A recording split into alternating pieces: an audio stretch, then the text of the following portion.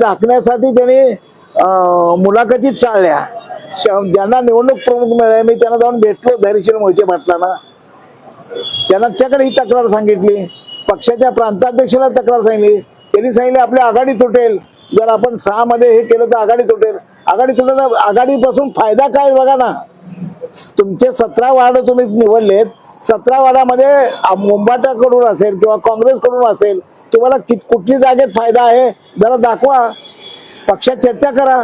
अध्यक्ष महेश गादेकरांनी संपर्क साधला असता त्यांनी सांगितलं आम्हाला की सपाटे हे पक्षशिस्त मोडत आहेत.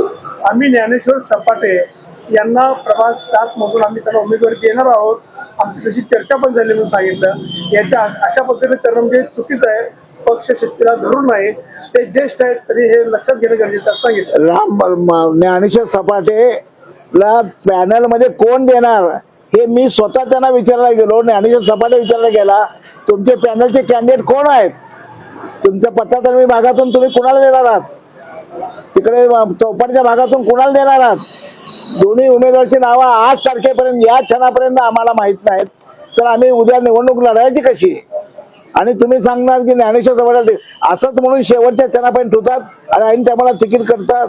माझा मागचा अनुभव त्यांच्याबद्दल तर असाच आहे. आता 6 नंबर मध्ये असं ठेवलंय. आता तुम्ही कुठून इच्छुक आहे?